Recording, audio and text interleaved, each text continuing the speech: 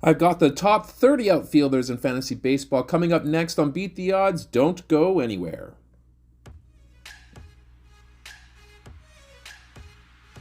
Hello, sports fans, and welcome back to another episode of Beat the Odds. I'm going to count down the top 30 outfielders that you should target in your upcoming fantasy baseball drafts.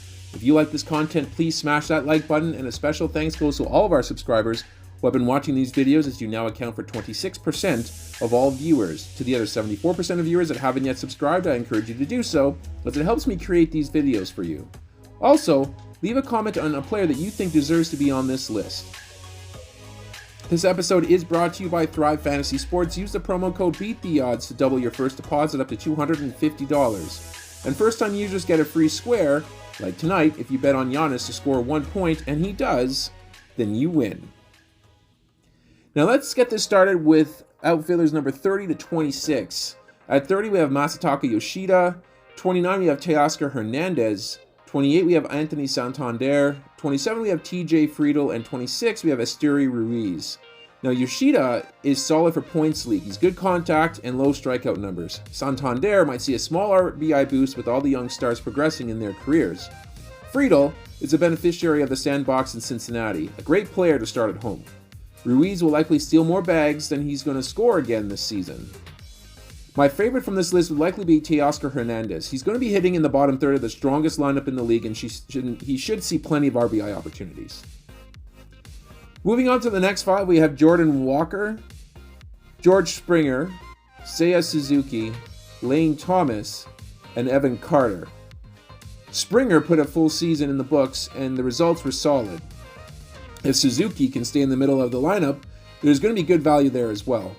Thomas had a season that I don't really see him repeating this year, and it's hard to predict how Carter's going to fare in his first full season, but I'm excited to find out after the postseason that he had. Jordan Walker is the player that I'm going to be keying in on. He has the upside to be like a Vlad Jr. type 21-year-old season, with a few more stolen bases sprinkled in. The next five are as follows. We have Nick Castellanos, Brian Reynolds, Christian Yelich, Josh Lau, and Mike Trout. Now, when Castellanos gets hot, there's few better hitters in the league. Reynolds is kind of trending down for me. Christian Yelich benefited from the removal of the shift, but his MVP production days are a thing of the past. It's really tough to see Trout this low, but I can no longer bank on him putting a healthy season together. I'm most intrigued by Josh Lau. He needs to work on his hitting versus lefties, but he has the tools to put together a 25 homer, 40 stolen base season if he can get 600 at-bats. Numbers 15 to 11 are going to look like this.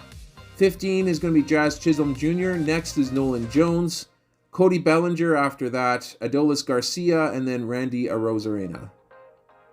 Lots of power speed combo players in this list here. Chisholm is better in category leagues that don't count strikeouts. Same with Jones, but I like him a little better because he plays at Coors Field.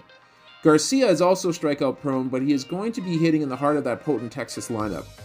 I always feel that there's more to Randy Arozarena's game than what I've seen from him. Maybe this is the year he shows us what he can do. Now, I like Cody Bellinger's chances at repeating and possibly surpassing his numbers from last season. He just needs to figure out where he's going to sign. And for the top 10 list, we're going to start with Michael Harris. 76 runs scored last season, 18 homers, 57 runs batted in, 20 stolen bases, and a .293 average. He doesn't really walk. He chases a lot of pitches, but he manages to keep his strikeouts below 20%. He's a plus fielder. His season started poorly, but he really turned it on down the stretch and finished the year with an OPS over 800. That will likely repeat this year. Well, I think we might see a 25 homer, 30 stolen base season from him. Harris is the best player in the league that's going to be placed in the bottom third of a lineup. At number 9, we have Luis Robert. Last season, he had 90 runs scored, 38 homers, 80 runs batted in, 20 stolen bases, and a .264 average. Robert should be good to go to start the season. He excels at barreling up his pitches, and he is one of the few hitters capable of hitting a pitch 450 feet with ease. He abandoned his batting eye last season, resulting in an unsightly 28.9 strikeout rate. It was nice to see a relatively healthy season from Robert, and if he can be a little more patient at the plate, he could easily be a top 5 outfielder this season. At number 8, we have Yordon Alvarez. Last season, he had 77 runs scored, 31 homers, 97 runs batted in, and a .293 average. This is David Ortiz incarnate. We know what we're getting with Yordon. He's arguably the most feared hitter in the league. It really doesn't play defense all that well, and he doesn't run worth a lick. And he has a healthy injury history as well. Now, if he can play 150 games this year, he is my dark horse pick for the AL MVP. He's just that good with the bat. He's the only player that can challenge Aaron Judge's power, and his back-to-back seasons of over 400 on base percentage speaks to how devastating he can be when he's at the plate. Let's go to number 7. We have Fernando Tatis. Last season, he had 91 runs scored, 25 homers, 78 runs batted in, 29 stolen bases, and a .257 average.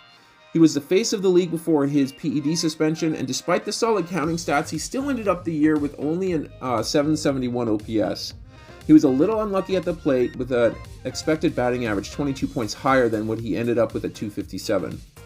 He's still a threat to go 40-40 this season, and he could be in the mix for some MVP votes if he can accomplish that feat. Hopefully the Padres can find their offensive groove this year, because if they do, Tatis will be a steal at his current ADP.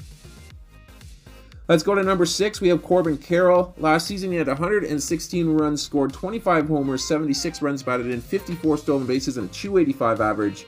He was the runaway Rookie of the Year winner last season. Carroll did overachieve with the bat, however. His base running skills are legit, and he can change the game with his legs. He profiles much better as a top-of-the-lineup hitter than a number 3 hitter, and the hope is that he can rack up as many at-bats as possible. Expect some regression in his home run totals this season, but he could still lead the league in runs and stolen bases. Let's go to number 5. We have Kyle Tucker. Last season, he had 97 runs scored, 29 homers, 112 runs batted in, 30 stolen bases, and a .284 average. Tucker is probably the most underrated star in this league, with a lineup featuring Yordon Alvarez, Bregman, who will typically get more acclaim. Tucker is right up there as the most polished hitter out of that group. He walks just about as much as he strikes out, and he gets great results when he puts the ball in play. 30 stolen bases for a player in the bottom third of sprinting speed really does speak to his aggressiveness on the base paths. Over to number 4 we go. We have Julio Rodriguez. Last season he had 102 runs scored, 32 homers, 103 runs batted in, and 37 stolen bases with a .275 average.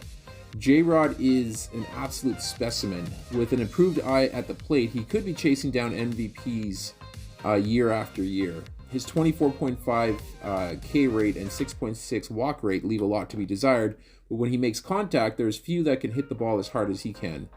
He is another threat to go 40-40 this season, quite possibly the one with the best shot in the American League. He's a top 3 pick in any league that doesn't measure strikeouts or on-base percentage. Moving over to number 3, we have Aaron Judge. Last season he had 79 runs scored, 37 homers, 75 runs batted in, 3 stolen bases, and a .267 average. A subscriber to the 3 True Outcomes brand of hitting, Judge either walks or strikes out in 47.6% of his appearances. If he connects, then you had better hope that you're not standing in the ball's path, as he has the league's best exit velocity, barrel percentage, and hard hit percentage. He's likely going to be hitting behind newly acquired Juan Soto and should feast on RBI opportunities this season.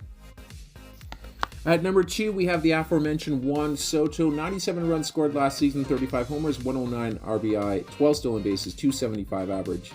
Soto's career OPS is .421. I can simply end it right there, but I'm going to keep going. The only reason he's not the number 1 player in baseball is because he doesn't steal bases and he's a poor fielder. He is going to be feasting, though, on that short porch in right field at Yankee Stadium this season, and we might see him crack 40 homers for the first time in his career. He has Judge hitting behind him, so he could also challenge for the league in runs this season. And finally, at number 1, we have Ronald Acuna Jr. Last season, he had 149 runs scored, 41 homers, 109 RBIs, 73 stolen bases, and a .337 average. We all thought Acuna could put together a 40-40 season once he was healthy, but no one saw 70 bags from him. He's not even the top third in sprint speed in the league.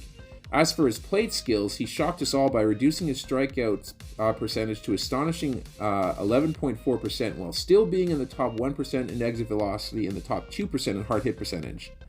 His season was truly special, one that we may never see again, but if he even returns 80% of the numbers that he returned last season, he would arguably still be the number 1 pick in drafts.